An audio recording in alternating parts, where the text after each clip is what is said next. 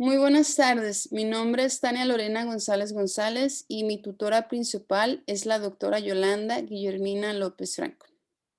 Inicialmente, mi trabajo de graduación iba a ser por medio de una tesis, la cual estaba titulada La lengua meta en el aula, una secuencia didáctica para trabajar la expresión oral en la clase de español como lengua extranjera en el bachillerato, pero por razones que explicaré más adelante, he decidido cambiarme a la modalidad de reporte de práctica docente, pero de cualquier forma me gustaría presentarles los avances que llevaba del capítulo 3. El capítulo 3 es la metodología de la investigación. Y en cuanto a la población y a la muestra, todavía no había decidido en qué escuela o en qué institución iba a llevar a cabo la secuencia didáctica, porque debido a la pandemia de COVID, yo cuando inicié este proyecto estaba trabajando en una escuela de tiempo completo como maestra de clases de español como lengua extranjera, pero después me cerraron el programa de español, entonces me quedé sin trabajo. Todo el año pasado no estuve trabajando y este año acabo de empezar a trabajar como maestra de tiempo completo, pero las clases que estoy llevando a cabo ahorita no están enfocadas en la expresión oral, sino en propósitos académicos, entonces se enfoca en las estrategias de lectura y escritura. Por lo tanto, no podría llevar a cabo esta investigación para el desarrollo de la expresión oral de los alumnos. De cualquier forma, algunos instrumentos que sí pude llevar a cabo o emplear, bueno, en cuanto a las observaciones que yo iba a realizar en algunas clases de L em, para observar cuánto usaban la lengua meta, en este caso el español, tanto los maestros como los estudiantes. No fue muy posible porque también muchas escuelas no han regresado de forma presencial y en línea es muy complicado hacer este tipo de observaciones. Entonces, no me fue posible. En cuanto a las entrevistas que yo iba a realizar a otros profesores de español como lengua extranjera para saber qué actividades a ellos les parecen que son más exitosos para desarrollar la expresión oral, tampoco fue muy exitoso porque yo tenía pensado hacerlas en persona, pero también debido a la pandemia no ha sido posible, entonces realicé un cuestionario en línea y nada más una maestra lo contestó. Se lo envié a varios colegas, puse este cuestionario también en diferentes páginas y grupos de maestros de L, por ejemplo, en Facebook o en otras plataformas, y nada más tuve una respuesta. Entonces, eh, pienso que sería pertinente también revisar la estructura de las preguntas y la organización, porque quizás pueda hacerlo de una forma más fácil de contestar o que les invite a los profesores a contestarlo en lugar de decir no, mejor no. Entonces, bueno, nada más tuve una respuesta. Lo único que sí pude llevar a cabo, se podría decir de una forma satisfactoria, fue el cuestionario que les hice a los alumnos de las clases de L a través de un cuestionario en Forms de Google. Eh, 46 alumnos sí lo contestaron. Y bueno, cabe mencionar que ninguno de estos alumnos yo no soy su maestra, entonces, bueno, los resultados fueron los siguientes. En la pregunta donde yo quería saber cuánto ellos pensaban que podían hablar en cuanto a su capacidad, el 70% contestó que poco o nada. O sea, bueno, el 56% que poco y el 17% que nada, pero ahí si lo vemos es un 70% que casi no puede hablar, ¿no? Entonces es un número bastante grande. También cuando les pregunté que si ellos en la clase hablan español, qué tanto hablan, también este casi 70% dijo que hablan casi nunca hablan o nunca hablan, ¿no? Solamente el 21% dijo que a veces y el casi 9% dijo que sí hablan mucho en la clase. Entonces es un número muy bajo, ¿no? Em, y por lo mismo que yo creo que no tienen esa habilidad desarrollada de expresarse en la lengua meta, em, casi el 50% contestó que ellos no participan voluntariamente, que solo lo hacen cuando el profesor les pregunta o les dice que tienen que participar. Asimismo, la mayoría se siente incómodo cuando hablan español, pero depende de qué es lo que tengan que decir, ¿no? Em, Solamente el 13% dice que nunca se siente incómodo, o sea, que sí se sienten a gusto en hablar en español. Entonces es un número muy bajo también. También, pues yo creo que todo esto es una consecuencia de que casi el 60% también contestó que nunca hacen actividades que les impliquen hablar en español durante la clase. Entonces, pues esto es como una cadenita, ¿no? El maestro, digo, los alumnos no pueden hablar, no quieren hablar, se sienten incómodos. ¿Y por qué? Porque pues no hacen este tipo de actividades regularmente o nunca las hacen. Aquí también se puede ver que de todas estas actividades, 25 de los alumnos, la mayoría, dice que nunca las realizan.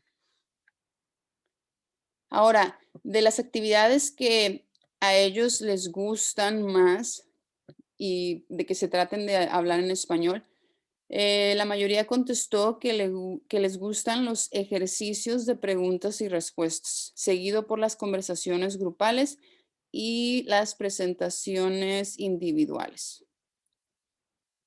Las que no les gustan hacer para nada es la memorización de textos. Yo me imagino que para los ejercicios guiados y la lectura en voz alta. De las actividades que ellos consideran que les ayudan a expresarse en español, nuevamente la que tuvo mayor número de respuestas son los ejercicios de preguntas y respuestas, seguido por los debates, las conversaciones grupales y las presentaciones individuales. Las actividades que no les gustan son la memorización de textos nuevamente y la lectura en voz alta. Algo también que me pareció un dato muy curioso es que la mayoría también contestó que casi nunca se utilizan materiales audiovisuales durante las clases, ¿no? Em, a veces el 43%, casi nunca el 23%, nunca el 23%, solamente el 8.7% dijo que siempre. Entonces, esto también pues es un factor porque los materiales audiovisuales sobre todo en los niveles principiantes, son clave, ¿no? Para poder hablar en la lengua meta y que ellos hablen, porque así el, la lengua se puede hacer más comprensible, ¿no? Y bueno, el dato que es más sorprendente, pero que en realidad no me sorprendió, fue el hecho de que el 37% contestó que los maestros durante la clase hablan más inglés que español. El 32% que nada más hablan en inglés. Entonces aquí ya tenemos casi un 70% de maestros que tienen que enseñar español y que hablan el inglés en su totalidad o en su mayoría. Entonces, el 13% nada más dijo que hablan más o menos la misma cantidad de inglés y español y solamente el 13% dijo que sus maestros solamente hablan en la lengua meta, o sea, en español. Entonces, esto yo pienso que es uno de los factores en mi experiencia y pues también esto como que apoya esa opinión que tengo de que los maestros no hablan en español. Entonces, si no modelan ese comportamiento, pues tampoco los alumnos se ven motivados a hacerlo, ¿no? Y aparte, pues que no están recibiendo esa entrada de la lengua para que puedan familiarizarse y después ellos puedan producirlo. Pero bueno, hasta aquí yo llevaba la recolección de datos del capítulo 3. Y bueno, ahora como les dije, decidí cambiarme al reporte de práctica docente. Yo ya lo comenté con mi tutora, la doctora Yolanda, y ella está de acuerdo. Entonces, ya nada más pasando estos avances, voy a hacer el, todo el proceso oficial para poder hacer el cambio y si se acepta, me gustaría entonces cambiarme a esta modalidad. Pero por lo pronto también me gustaría decirles rápidamente qué es lo que me gustaría hacer. Entonces, la institución sede de las prácticas es la Preparatoria de Toledo, que es esta escuela que ven aquí. El contexto, la preparatoria se encuentra ubicada en la ciudad de West Hills, está a 4 minutos de aquí de mi casa. Está en el Valle de San Fernando, que queda dentro del condado de Los Ángeles, California. La comunidad de esta escuela, tanto sus estudiantes como padres de familias, la mayoría de los maestros y la mayoría de los administrativos, es en su mayor parte perteneciente a la comunidad judía, pero no necesariamente tienes que ser judío para asistir, pero casi todos son.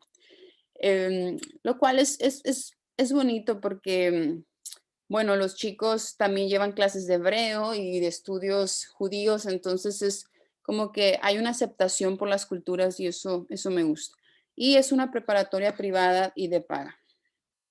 Las características de la población estudiantil con la que estaría trabajando es, bueno, los estudiantes pertenecen a familias de clase alta, ninguno de ellos es hispanohablante, perdón. La clase de español en la que yo realizaría mis prácticas es optativa y por lo tanto ellos tienen el deseo y la motivación de asistir a la clase. Estos chicos son del 12º grado, entonces, que viene siendo el 5º y 6º semestre de bachillerato, si lo ponemos en comparación con los estudiantes de México.